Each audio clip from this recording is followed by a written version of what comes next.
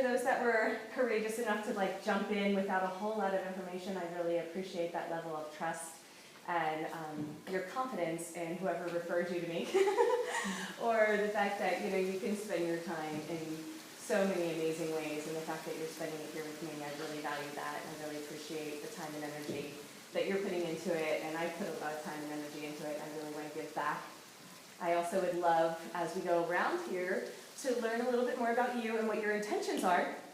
For example, if your intentions are being a teacher, that's different in the way that I'm going to approach my teaching style with you, as opposed to your intention being, I'm deepening my own private practice, or I have a healing journey on the line, or I'm going to more be interested in incorporating it into personal work, like one-on-one work, that kind of stuff. So I think it'll be fun for us to go around and just talk a little bit about what we want to do with the yoga swings. Just a vision, because it's always different than what we thought anyhow. And then I wanted to talk a little bit this first day about how this all came about, just briefly. I typically forget to do that at the beginning of a training, and just assume that everybody knows why we're doing the aerial yoga play and why it's called aerial yoga play, what you can expect in the first couple days. We'll have another conversation about what you can expect in the intermediate and the advanced when we get there. So we have Friday, Saturday, the basic, Sunday, Monday, just a review for the intermediate, and then Tuesday, Wednesday for the advanced. So we have 6 days together, which is really exceptional. I do this training 5 or 6 times a year in different cities, and the Hawaii one is the only one where it's double the amount of time for no extra cost, just so you guys know, and most people don't get food and all this yumminess involved. So I've really created a Hawaii experience that is quite nourishing on a lot of levels, and I really enjoy that. So it's been really fun to create a different model with it. So what we're going to do today is learn the yoga translations. So in the yoga translations, we're going to take something that we're familiar with for 99% of the population that's at least tried yoga. It's like we're going to take poses and translate them into the swing in a way that gives us something that we're familiar with, and then gives us something that is new. So it's up-leveling our practice in a lot of ways. So the yoga swing for me has been a whole journey in how to create more openness, more space, and more alignment in the body. The tag that I use for aerial yoga play is open, align, release. I usually use it in my personal private healing practice that is working one-on-one with people. That's my preference. I actually don't teach any classes. Somehow I've gotten away with it. I did for the first few years, and then I realized that it's much more empowering for me to teach the teachers and then let the people who are newly certified to lead the classes. Because if you have an opportunity to take a class with me or take a class with somebody who's new, we usually choose the founder of the program, right? So if I'm not available for classes, but more monthly workshops and trainings, then it really leaves the classes to be held by the new people who are trained. And it's been working out really well like that, actually. It's been great to see those teachers really become empowered in leading.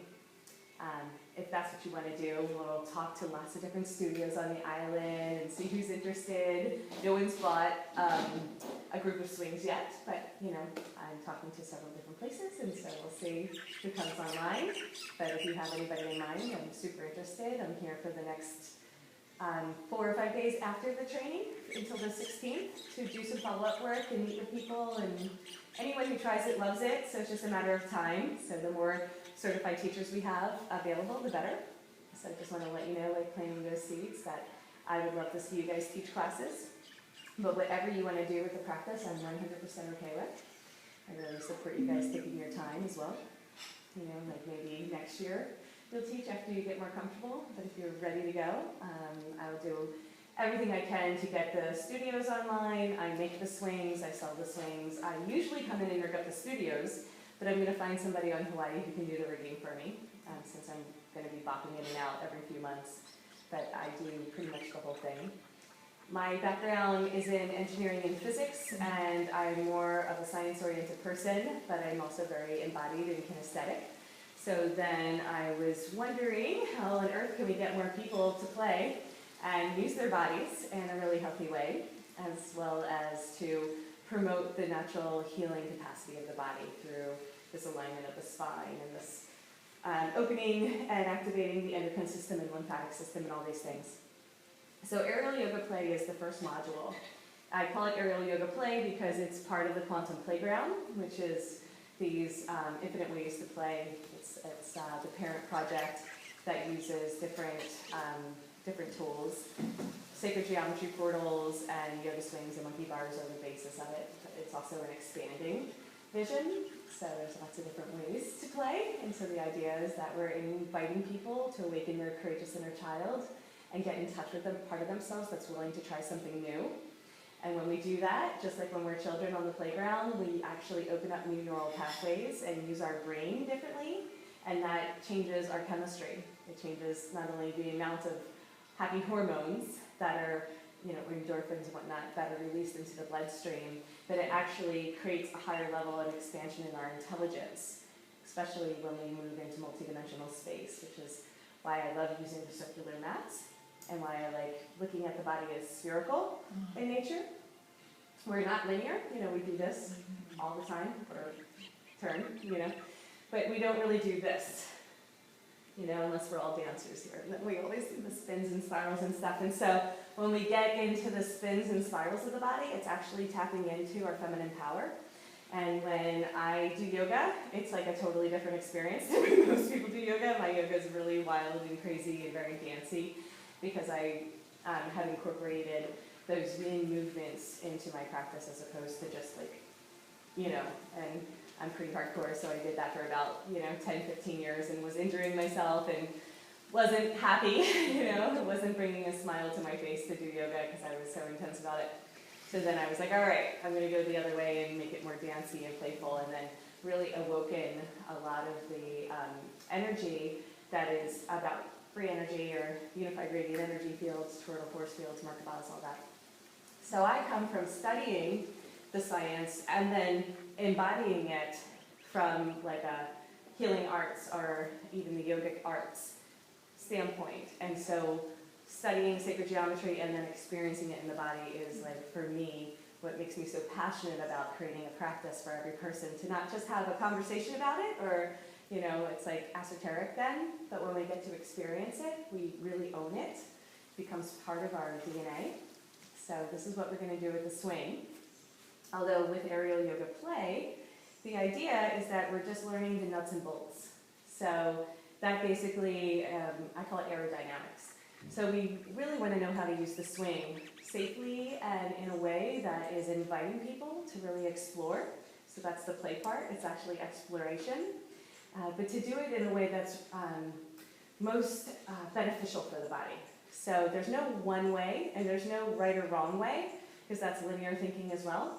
There's many ways, but what way feels best for the body's alignment?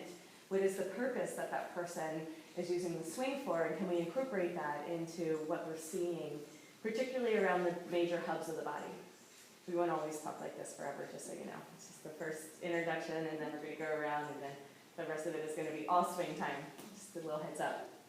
So the shoulders and the hips, these are the two major hubs of the body. They also happen to be the intersections for the nervous system and the lymphatic system, and that's where a lot of congestion happens and also a lot of injury. So most of those injuries are due to the stagnation or the stuckness in that part of the body. So when we're creating openness with the swing, it'll be very obvious when we get in how we're hitting those parts of the body and how it's affecting the alignment.